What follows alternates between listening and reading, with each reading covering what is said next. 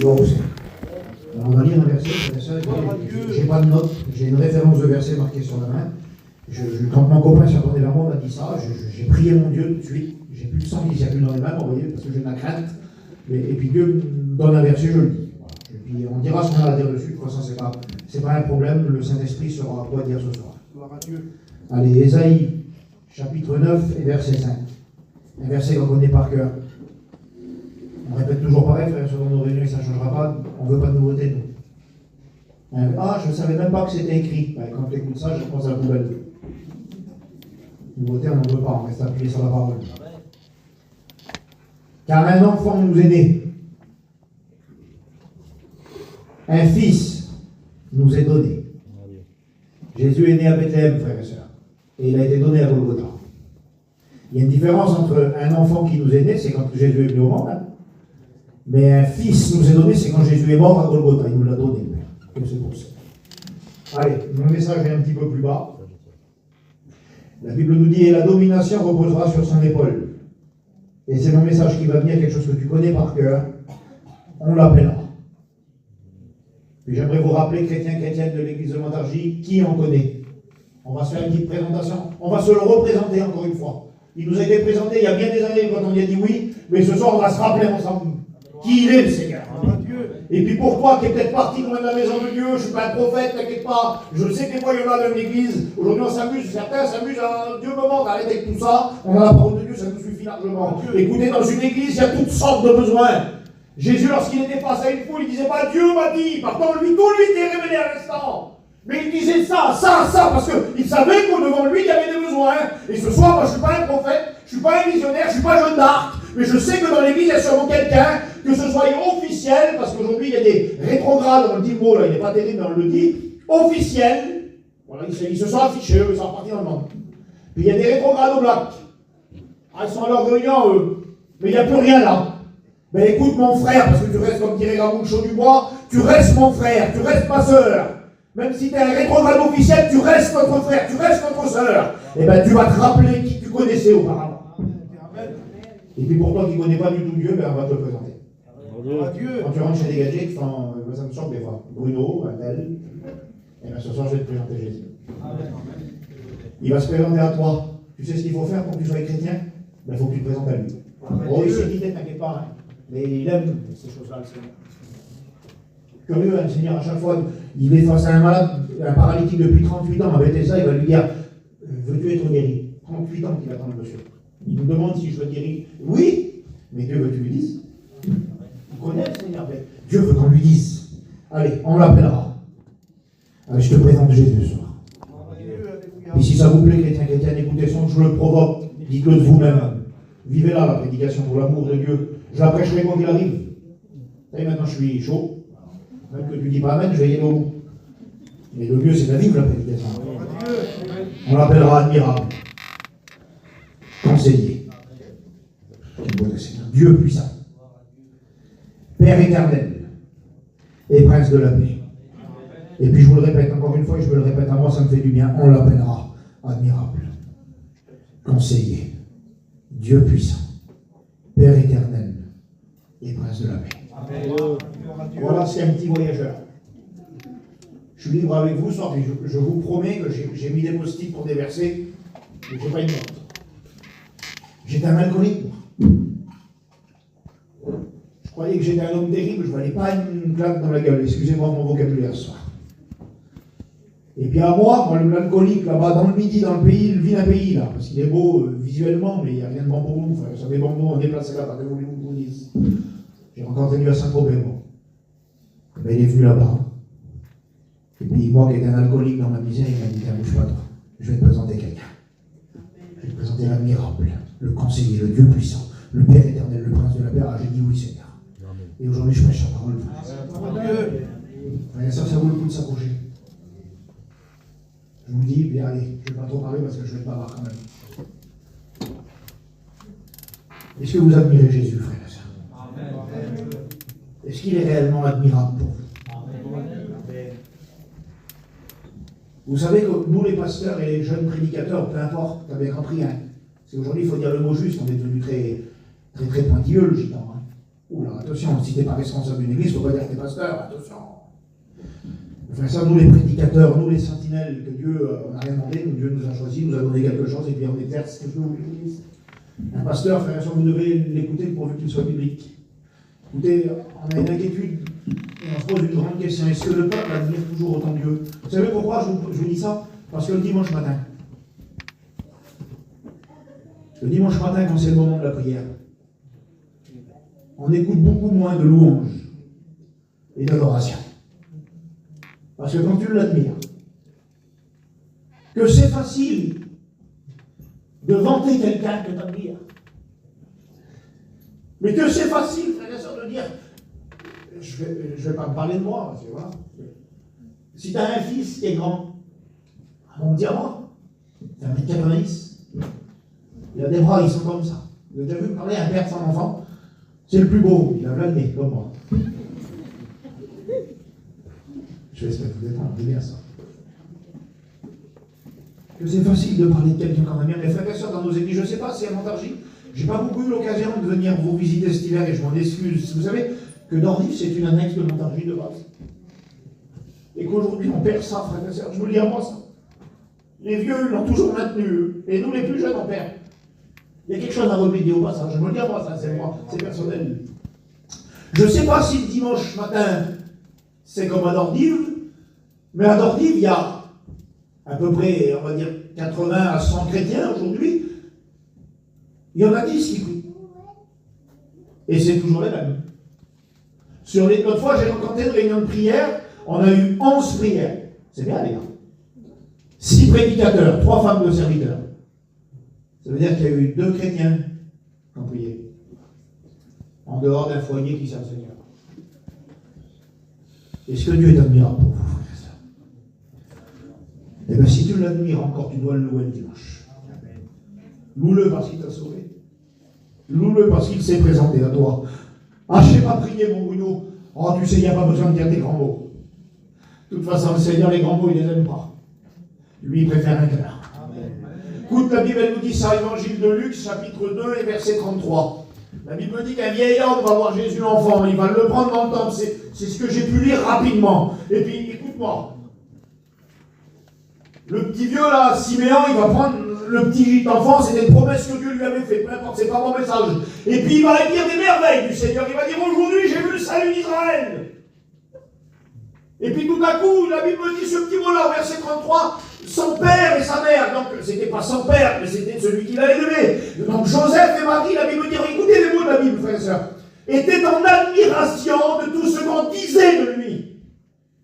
Est-ce que vous, il y a quelque chose qui vous interpelle? Je laisse exprimer, frères et sœurs.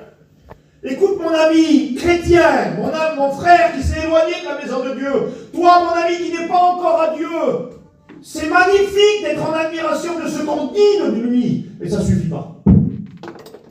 C'est bon que tu écoutes les témoignages des autres. Écoutez, chrétiens, chrétiennes, c'est bon que tu écoutes l'autre qui a vécu une expérience terrible. La petite sœur, elle a dit ça tout à l'heure. Écoute, c'est trop bon quand il a vécu une expérience formidable. Mais c'est mieux quand c'est toi qui le vis. Tu as besoin aujourd'hui, écoute Jésus, évangile de Matthieu, chapitre 16 et verset 13. Il va se retourner sur ses disciples. Il va dire, mais qui suis-je, au dire des hommes? Je dis avec le message de ce soir. Est-ce que les hommes m'admirent? Ah, Seigneur, ils disent que t'es Jean-Baptiste, ils disent que t'es Jérémie, il dit le prophète, que des prophètes. Jésus, la question va plus loin, il ne s'arrête pas aux autres. Il va dire, et vous? Qui dites-vous que je suis? Et le Seigneur, aujourd'hui, il ne voudrait pas que tu l'admires pour ce que tu entends dire de lui. Il voudrait que tu l'admires parce que tu le connais. Parce que tu vis des choses avec lui. Écoutez, frères et sœurs, on a besoin de vivre des choses. Oui, mon frère, voyageur, chineur, je vis des choses chez moi. Et dans l'église, tu ne vis jamais rien. Eh bien, je suis désolé, je ne suis pas d'accord. Frère et sœurs, il faut qu'on arrête aujourd'hui à vouloir toujours dissocier l'activité, l'intimité. C'était mon message de ce soir, d'ailleurs, je ne le cacherai pas. Mais écoutez-moi, frères et sœurs, bien sûr que c'est deux choses totalement différentes, mais l'un ne va pas sans l'autre. Tu ne peux pas prétendre d'avoir une intimité chez toi débordante et dans l'église tu ne pries jamais et tu ne dis pas. C'est pas vrai. Jésus dit lui-même, celui qui est fidèle dans les moindres choses ou dans les petites choses, Dieu lui en confiera des grandes. Et frères et sœurs, excusez-moi, mais moi j'ai quand même aujourd'hui 18 ans aussi de vie chrétienne. Je ne suis pas un ancien chrétien, mais je ne suis pas non plus un petit jeune d'hier. Comment on va dire, je suis un père drôle du jour, je suis en fait, je m'en rappelle plus. Je suis jeune avec mon copain dans le ministère, mais ça fait 12 ans qu'on pêche maintenant. Je commence à avoir des chauderies, moi aussi. Et frères et sœurs, excusez-moi, mais mon expérience personnelle me pousse à dire, et la parole de Dieu me permet de vous le dire. C'est plus facile à prier dans une église que prier chez soi. C'est plus facile à chanter dans une église que chanter chez soi. Alors, je ne te parle pas de la RSA, hein. Je dis ça à mon copain qui nous a chanté de Berger tout à l'heure. Il ne faut plus jamais chanter ce cantique-là. Je vous détends un petit peu, frère. Mais réfléchissons. Certains chrétiens aujourd'hui prétendent, oui, mais moi, arrête. Vis des choses ici. Nos églises sont là pour ça. Ils persévéraient. Acte 2, 42. Dans l'enseignement des apôtres. Communion fraternelle. Oh, tiens, Seigneur. C'est bon, Seigneur. Fraction du pain. Et dans les prières. Dieu ne l'a pas mis en deuxième. Il l'a passé en quatrième. Alors, j'aimerais vous dire ça, frères et sœurs. Prenons des choses dans nos assemblées. Vivons des choses ici. Et ramenons-les chez nous. On n'arrivera pas à faire le contraire parce que c'est plus dur là-bas. Et si on ne commence pas par les choses plus faciles, on n'arrivera pas à faire ceux qui sont plus durs. Prenons des forces, frères et sœurs. Ne vidons pas nos églises. Vous savez, ce raisonnement-là, je l'ai écouté, je ne sais pas pourquoi je dis ça. Mon église, c'est ma maison. Pas vrai. Ton église, c'est pas ta maison. Ton église, c'est tes frères et sœurs. Ton église, c'est moi. Parce que si tu prétends pouvoir vivre une vie chrétienne tout seul, à ce moment-là, allons plus loin. La Bible dit que nous sommes le temple du Saint-Esprit. Donc ton église, c'est pas ta maison si on veut pousser le raisonnement. C'est toi-même. Alors à ce moment-là, bouge plus, reste tout seul et puis tu as tout gagné. C'est pas ce que Dieu veut, frère. Dieu, il veut qu'on vive des choses ensemble ici. Allez, je reviens sur ma pensée. Je vous ai dit ça, Seigneur, je l'avais dans mon cœur. Restons attachés à nos frères et sœurs, frères. C'est pas tout seul. Je lisais un verset de l'apôtre Paul, il dit Seigneur, que je sois anathème. L'apôtre Paul, il fait une prière, il voudrait bientôt être perdu pour que ses frères et sœurs soient sauvés. Il est prêt à sacrifier son éternité pour la donner à Seigneur aux autres. Frères et sœurs, soyons attachés. C'est pas tout seul qu'on veut arriver au ciel, c'est tous ensemble. Allez, je reviens sur ma petite pensée admirable. Il serait peut-être temps de t'arrêter d'admirer ce que les gens disent de l'église de Montargis, là. Ah, moi, dimanche, j'ai été béni, l'autre jeu, mercredi, c'est mercredi, vendredi, c'est hein. Mercredi, vendredi, j'ai été rempli du Saint-Esprit dans l'église, et toi, ça fait des mois que tu n'as pas été béni ici.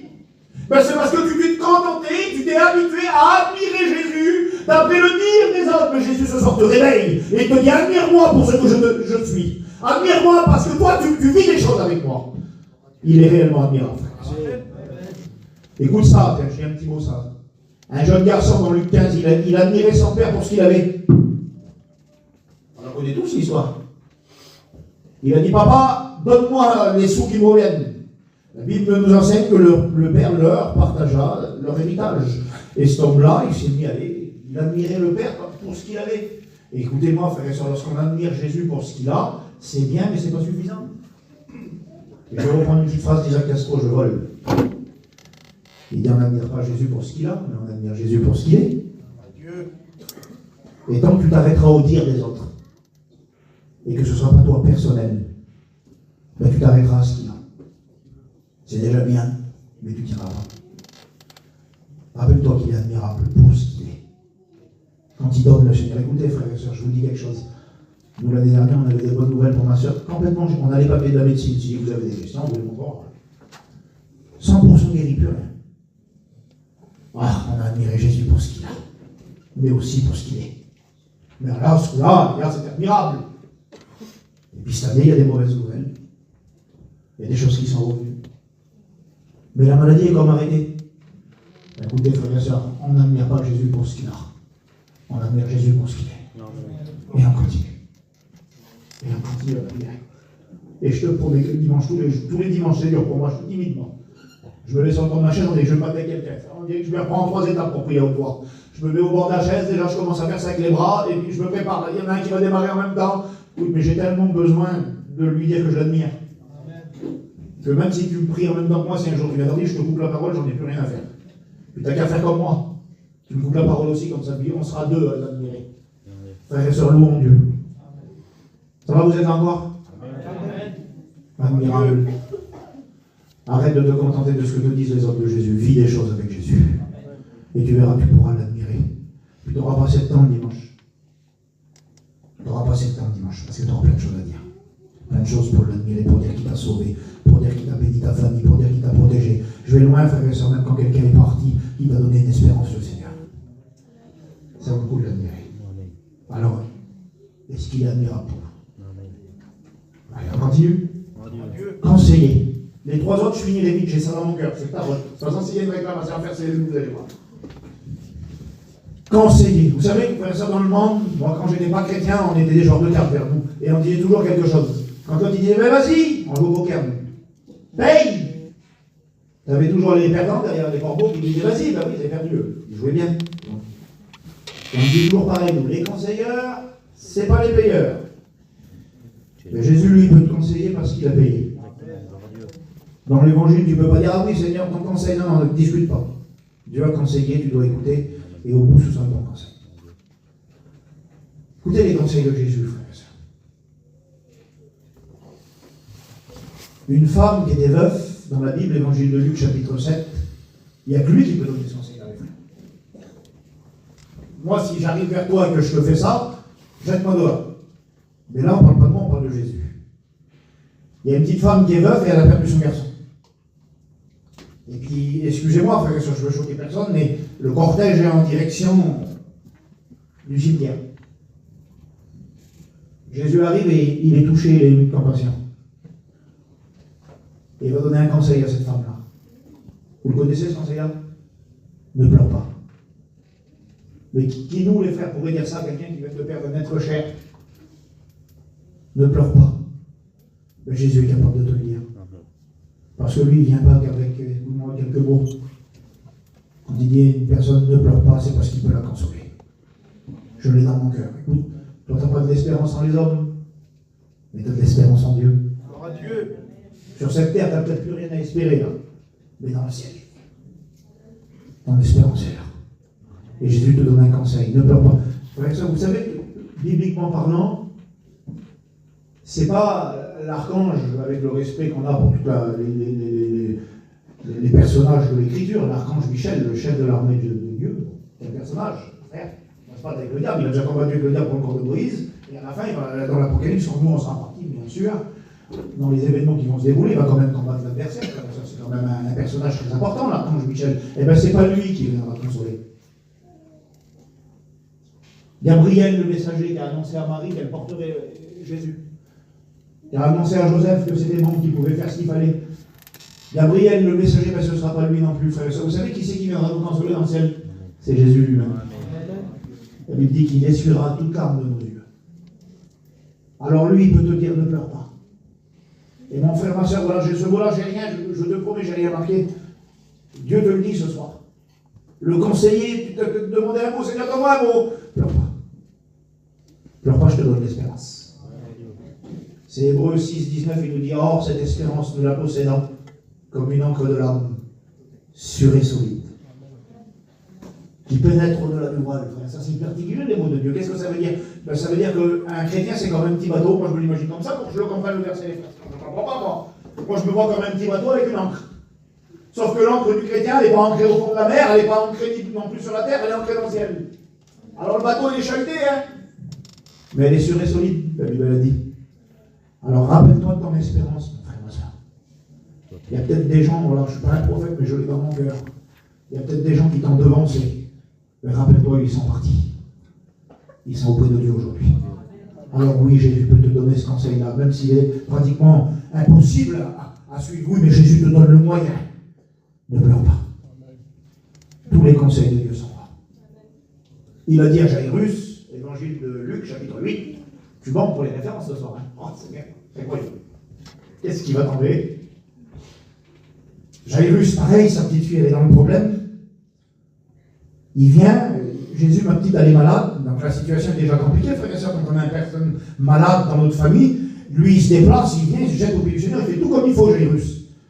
Jésus ne parle pas, il n'y a rien, c'est non. Et puis là, c'est pas le message que je vais dans mon cœur. Tu sais que Jésus a écouté ta prière, hein? Il t'a peut-être pas dit des grandes choses, mais il s'est mis en route. Et en route, le Seigneur, lui, il fait ce qu'il sait faire. Et ce qu'il fait tout le temps, il bénit les autres. Il y a une petite femme malade depuis 12 ans qui arrive. Enfin, il y a des gens qui étaient là et Jésus les bénit. Si c'est moi, Bruno, déjà j'ai dit Seigneur, j'étais là avant. J'avais lu s'il dit pas un mot. Écoutez, puis en plus, il dit pas un mot, écoute, t'es peut-être patient, mon frère. Ça fait longtemps que t'attends ta bénédiction. T'as tout fait comme il fallait.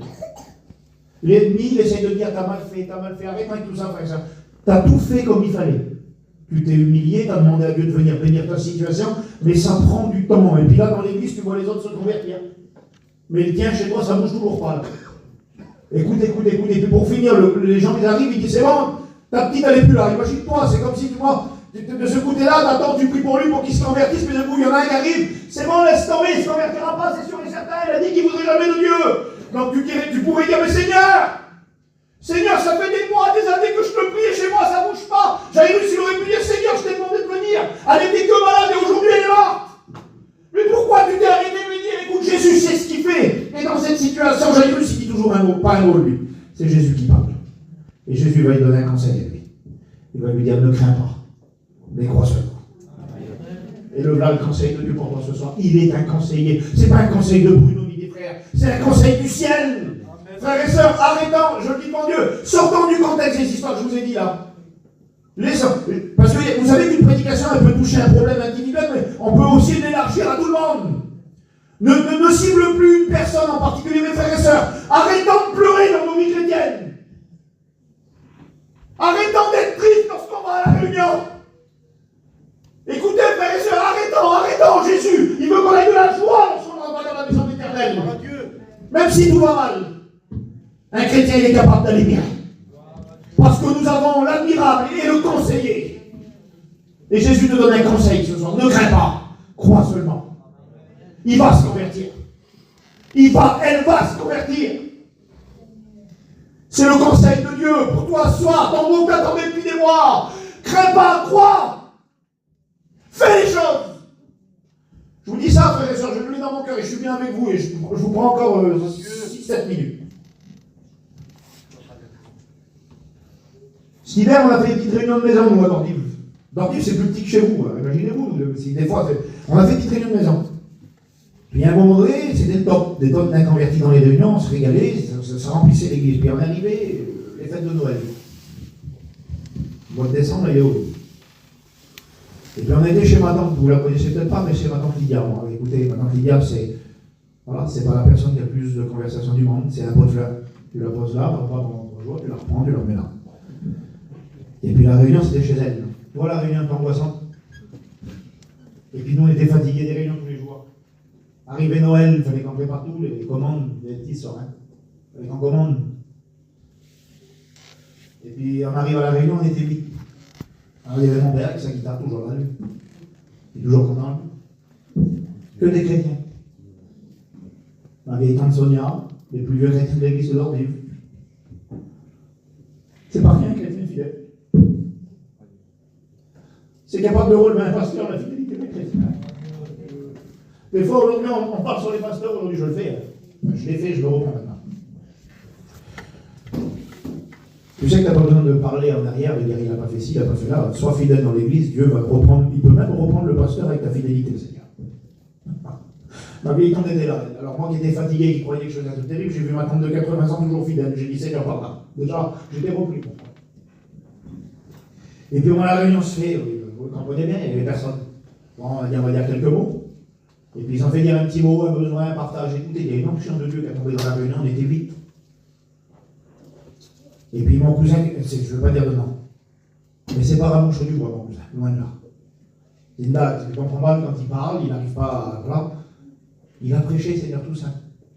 Le message était bon. Je suis rentré chez moi, je pleurais sur la rue marchande à la rue de Dordive, là je pleurais. Je ne voyais pas, je n'avais pas envie d'y aller après le banc, mais je me dis, mais bon, je vous dis ma prière, je vous mon cœur, frère et sœur. Je me dis, quel bon arrive je suis. Toujours en train de dire la réunion et la phrase, ça va pas aller. Puis pour y aller, je traînais les pieds, je volais là, pour rentrer chez moi. Je suis rentré chez moi, elle n'avait pas pu y aller, elle avait un problème dans le bras. Elle m'a dit alors la réunion? Eh bien j'ai pas pleuré, je me suis pas plaint. J'ai pas eu la tête qui traînait par terre. Comme on fait parfois, frères et sœurs. Mais comment voulez-vous qu'ils viennent quand on agit comme ça? Jésus me dit de vous le dire au sens plus large. Arrêtons de pleurer, arrêtons de gémir. Venons avec joie à la réunion. Voilà un conseil de Dieu pour nous. Je l'ai regardé elle, j'ai dit, bon, ma Tommy. Ah bah dit, c'est pas possible que je suis abonné après y avoir aidé. Si on pourrait faire ça tout le temps, frères et sœurs, nos églises seraient trop petites. Alors un conseil de Dieu. Allez, je reprends même ma petite pensée pour pas être trop flou. Individuellement, Dieu t'a dit de ne pas pleurer parce qu'il est capable de te consoler de la plus grave des situations. Individuellement, Dieu t'a encouragé, même si ça fait longtemps que tu attends. Dieu va faire son œuvre. Il te dit de ne pas craindre et de croire seulement. Et au sens plus large pour toute l'Église, Dieu nous dit arrêtons de nous plaindre, arrêtons de pleurer. Soyons relevant nos têtes, frères et sœurs, et venons avec joie dans la maison de l'Éternel. Ne pleurons plus. Nous, on connaît l'admirable et on connaît le conseiller. Vous me laissez encore 5 minutes? Amen. Dieu puissant, frères et sœurs. Écoutez, Dieu puissant. Il y a un verset de l'évangile de Jean, c'est la conclusion de l'évangile de Jean, chapitre 21. Il va nous dire que si on écrirait en détail tout ce que Jésus a fait, le monde même ne suffirait pas à contenir tous les livres qu'on en écrirait. Tellement que la puissance de Dieu s'est manifestée lors du ministère de notre Seigneur. Que c'est beau, ça. Ça pourrait nous arracher un petit amen même de temps en temps. Jésus a fait des grandes choses quand il était là, frères et sœurs. Mais le plus important pour nous, c'est qu'il en fait encore aujourd'hui. Alors, sans prétention, mes copains sont là, les frères sont là. C'est pas difficile pour un pasteur de parler de la puissance de Dieu. J'aurais facilité avec mes copains, on pourrait se relayer, nous dire Jésus a calmé la tempête, et on pourrait se dire oui, nos petits problèmes, il nous les calme. La puissance de Dieu se manifeste aussi dans ces choses-là. On pourrait aussi parler qu'il a ouvert les yeux à un aveugle, qu'il a fait marcher un paralytique, écoutez, frère, qu'il a ressuscité un mort. Et la puissance de Dieu, elle se manifestait dans ces choses-là, et elle se manifeste encore aujourd'hui. Mais vous savez que la puissance de Dieu se manifeste aussi dans des petits détails que l'on ne voit pas, frères et sœurs. Et je peux vous expliquer une expérience que j'ai faite hier. Écoutez, frères et sœurs, moi je suis un aumônier depuis 2020. Je suis fils de l'aumônier national, 10 ans que c'est pour moi. Vous savez qu'il y en a, oui, attends, je l'ai à cœur. Il y a peut-être des futurs étudiants, alors je ne sais pas, les copains. Si, il y en a un qui a témoigné tout à l'heure. Viens pas me sortir ce que beaucoup disent aujourd'hui parce que tu ne seras plus mon copain sinon. Ah, moi, la jeunesse. Je ne l'ai pas à cœur, excusez-moi, les frères. On est jeunes dans le travail ensemble. Ce que tu as à cœur, on n'en a rien à faire. Ce que j'ai à cœur, on n'en a rien à faire. L'œuvre de Dieu, on l'a fait, un point, c'est tout. On fait ce que Dieu nous demande de faire. Aujourd'hui, ils ne sont pas encore serviteurs qui sélectionnent ce qu'ils vont faire. Travaillons pour Dieu, frères et sœurs. Et moi, imagine-toi, qu'est-ce que j'ai, Bruno attends, je vais prier, je vais placer 6 mois devant Dieu, papa, si je veux être aumônier. La Bible m'enseigne tout ce que ta main trouve à faire, fais-le. Alors si moi, j'aurais pas été visité de prison, je suis le fils de l'aumônier national, j'aurais été en réalité quelqu'un qui passait à côté de quelque chose de bon. Alors j'ai rien fait d'exceptionnel en étant un aumônier. C'était pour moi comme une logique. Allez, je reviens dans mon message, je vous ouvre mon cœur, je deviens un peu fou, hein, je vous dis, je sais pas de logique. Alors j'étais aumônier de la prison de la santé, moi, pendant 4 ans. J'ai été aumônier de la prison de Réau aussi, à Melun, le sud francilien. Et puis là, une petite porte s'est ouverte, et puis par rapport à Melun, c'était compliqué. Alors, une porte s'est ouverte à Bordeaux, là-bas, chez ma belle famille. Et puis, écoutez, frère, je connais ça, moi, les choses vont très lentement dans le milieu carcéral. Pour ce qui se passe en 8 jours ici, ça prend 6 mois dans le pays.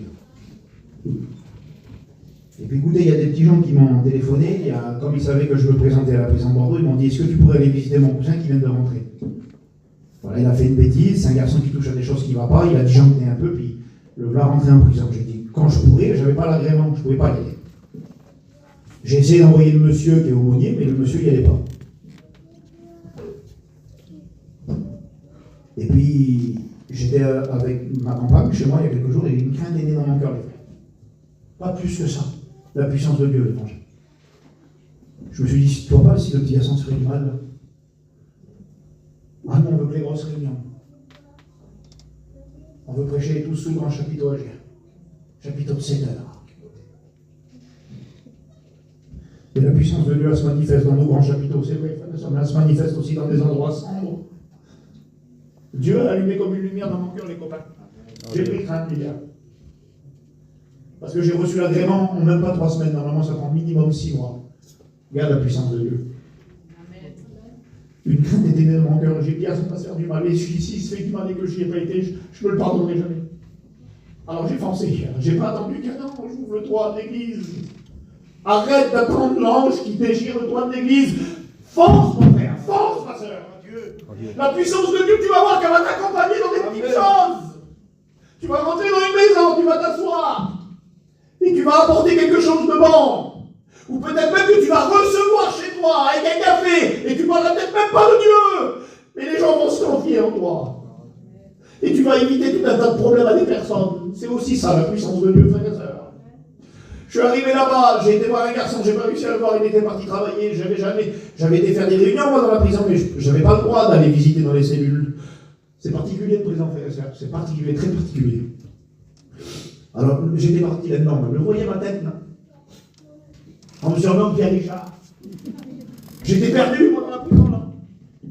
Je ne savais pas où j'allais, j'avais un an, j'avais un numéro. Mais quand la puissance de Dieu a décidé de se manifester, les portes les plus verrouillées s'ouvrent. Amen. Et moi qui étais arrivé de Paris, écoutez-moi, je vous dis, je vous détends, soyez, on est bien ensemble. J'ai une grosse tête de 4 jours, je le sais, imaginez ma tête à moi. Je suis arrivé, les portes s'ouvraient comme ça, les messieurs me disaient bonjour, ils m'ont donné ma carte d'homonie tout de suite comme ça dans les mains. Ce n'est pas possible, frères et sœurs, mais Dieu le fait. Lorsqu'on le veut, la puissance de Dieu se manifeste. Pas à pas, chaque pas que tu fais, la puissance de Dieu est capable de se manifester. Je suis arrivé dans la cellule, c'était sale. Je suis comme vous, moi. Il avait tendu son linge, lui, toi. Mais ça n'allait pas, le linge. Le garçon était gros comme ça. Et moi, vous savez, voilà, vous l'avez bien vu que les mystiques, ça m'embête. J'ai dit, écoute, mon petit frère, je te dis rien, moi je ne suis pas un visionnaire, mais je te dis que l'ennemi est en train de t'attaquer dans tes pensées, et Dieu m'a dit de te le dire. Le petit garçon, il a explosé. Il m'a dit hier, il disait de me faire du mal, et je voulais me faire du mal. Frère et sœur, j'ai dit, t'as sûrement demandé à Dieu de te dire un petit mot, il m'a dit, oui, ben, je dis, Dieu t'a envoyé un pasteur. Amen. Alors j'y mets-toi à genoux. C'est bien à genoux, mais on a prié le Seigneur, il a été bouleversé, il a demandé pardon à Dieu. Peu importe ce qui se passera, frère et sœur. Parce que j'ai bien vu, je ne suis pas un imbécile, que ce petit garçon-là a été marqué par des choses. Je ne sais pas ce qu'il décidera de faire, mais la puissance de Dieu peut se manifester par une délivrance de tous ses liens. Mais aussi, à ce moment-là, Dieu avait décidé de le sauver de cette situation. Et il a bien voulu, au moins une fois, saisir cette main-là. On a un Dieu qui est puissant, frère et sœur. On a un Dieu qui est puissant. Admirable. Conseiller, Dieu puissant. Père éternel, je ferme la parole de Dieu parce qu'on va prier le Seigneur. Père éternel, tu sais que Paul va dire ces mots-là. Épître aux Romains chapitre 8, je crois que c'est le verset 34. Il va dire Christ est mort. Bien plus, il est ressuscité. Il est à la droite de Dieu, il est dans l'éternité, lui. Il a vaincu la mort, il est parti, écoute, il s'est fait homme pour venir payer le prix qu'il avait à payer. C'est important que tu écoutes cette prédication, parce que c'est celle-là qui va te sauver. Jésus est mort pour tes péchés, pour les miens. Son sang a coulé pour nous purifier de tout péché. Il est ressuscité pour nous justifier auprès du Père. Aujourd'hui, il est à la droite du Père, la Bible me dit. C'est merveilleux. Étienne, lorsqu'il a été lapidé, a levé la tête, acte 7, et il l'a vu à la droite de Dieu. C'est merveilleux, mais ça ne suffit pas. Parce que si ça s'arrête là, on est foutu, frère et soeur. Mais il y a quelque chose de plus que Paul va préciser. Il intercède pour nous. Cette éternité que lui, il a, qu'il possède de toute éternité, il veut te la donner. Il peut être ton Père. Il veut te donner cette éternité. Bien sûr que le Père, c'est Dieu le Père, vous avez bien compris. Mais pourquoi on l'appelle Jésus Père éternel? Parce que cette éternité-là qui possédait lui, il a bien voulu nous la donner, frères et sœurs. Paul et l'apôtre Jean prennent cette expression-là. Il va dire, petit enfant, que j'ai engendré dans la foi. Vous savez que Jésus veut nous faire naître de nouveau, frères et sœurs. Veut nous faire naître de nouveau pour nous sauver. Cette éternité ne veut pas la garder pour lui, il veut te la donner. Pour toi qui es parti de la maison de Dieu, là, qui a arrêté d'admirer Jésus. Pour toi qui es parti dans le monde, là, Jésus veut te redonner ce que tu possédais avant, il veut te sauver ce soir. Il ne veut pas la garder pour lui, il la donne. Il est réellement celui qui pouvait nous la donner. Père éternel et Prince de la paix. Je vous l'ai déjà dit il y a quelques années, mais moi j'ai une mémoire un peu de fou, c'est la seule qualité que Dieu m'a donnée.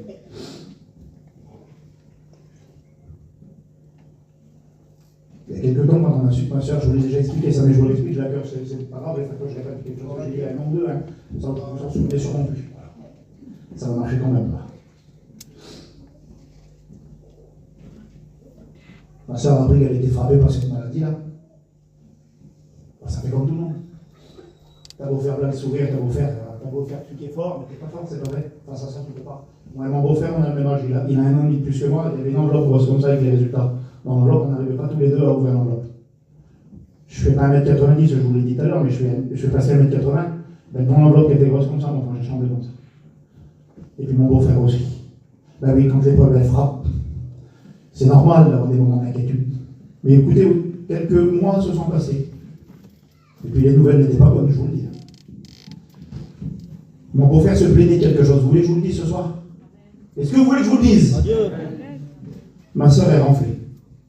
Dites pas que je vous l'ai dit parce qu'elle me tue. Il dit je dors pas des nuits. Je dis qu'est-ce que t'as cassé? Ah non, il y a renfle dans le tracteur.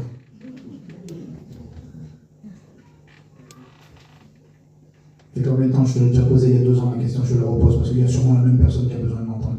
Ça fait combien de temps que tu n'as pas renflé? Quel mot bizarre que ce soit. Ben oui, mais toi, tu as le prince de la paix. Et un chrétien, sa paix, elle ne dépend pas de la situation qu'il vit, frère et soeur. Un chrétien, sa paix, elle lui vient de Jésus. Que tu sois bien portant ou dans la misère, Jésus est capable de donner une paix, excuse-moi, qui te fera renfler. Ça fait peut-être des mois que tu ne dors plus. Tu as demandé, Seigneur, donne-moi un mot. Le pasteur, il dit que tu vas renfler. Sors, tu parles d'un mot, toi. Mais écoute, il vient pas de moi, il vient du prince de la paix. Écoute, mon frère, ma soeur, écoute. Jésus a dit ces mots-là, j'ai plus la référence du verset. Alors, je vous avais déjà dit pas mal, laissez-moi tranquille. Il va dire, je vous laisse la paix. Celle-là, c'est la paix des hommes. Ça veut dire que si demain, moi, je suis agressif, les frères vont se battre. Tu peux décider d'être un homme méchant ou une femme, je ne sais pas, méchant. Si tu as le typhus, ma soeur, avec ton mari, ben, il y aura la guerre chez toi. Et puis si tu es gentil, eh ben, il y aura la paix, mais c'est une paix accessible à tout le monde. Mais Jésus va plus loin, il va dire, je vous laisse la paix. Il va dire, je vous donne ma paix. Et celle-ci, c'est pas la même. Celle-ci, que tu sois, je le répète, au milieu de la tempête. Que tu sois aux portes devant la tempête elle se présente, là, tu vois le gros nuage. Tu as peut-être des choses que tu attends là. Jésus est capable de te faire dormir à renfler. Ah. Que tu sois au cœur de la tempête, des vagues. Comme les disciples, hein, Seigneur, on est mort, on va couler. Jésus dit silence, tais-toi. Il est réellement le prince de la paix. Amen. Et on le connaît. Oh Dieu. Chrétien, chrétienne, je sais pas, moi je suis bouleversé pour la touche.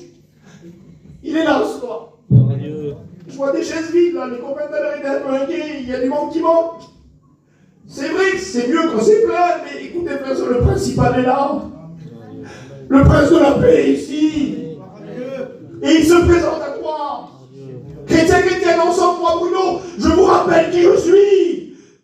Rétrograde, écoute, rappelle-toi qui tu connaissais. Tu connaissais l'admirable. Tu connaissais. Écoute, le conseiller, le Dieu puissant, le Père éternel et le prince de la paix. Il est là ce soir et on groupe nos frères. Groupez vos frères. S'il vous plaît. Je vais faire un appel ce soir. Les frères m'ont dit dans la liberté, je ne vais pas me priver de le faire. T'as besoin de revenir dans la maison de Dieu. T'as besoin de te souvenir qui tu connaissais auparavant. T'as besoin de retrouver. T'as besoin d'admirer Dieu, plus pour ce qu'on dit, mais pour ce qu'il est vraiment. T'as besoin d'avoir ses conseils, ses bons conseils, qui t'amènent toujours à la vie. T'as besoin de te souvenir de tout ça. Ou pour toi qui n'es pas encore chrétien, t'as besoin d'apprendre à découvrir tout ça. Alors écoutez, je vais faire 2 appels différents ce soir, ça ne va pas être compliqué. J'ai une personne qui voudrait donner son cœur à Dieu ce soir, qui voudrait, oui Seigneur, j'ai compris, tu t'es présenté à moi, maintenant je me présente à toi. Oui, je me repens Seigneur, oui, je me convertis. Ce soir, je veux être un vrai chrétien. Lève ta main à ta place, je prie Seigneur pour toi. Et s'il y a une personne qui veut vraiment accepter Jésus, l'admirable, le conseiller, le Dieu puissant, le Père éternel et le Prince de la paix, lève ta main, je prie, au nom de Jésus-Christ. Écoute, sois pas timide. Regarde pas autour de toi, c'est pour toi le message ce soir.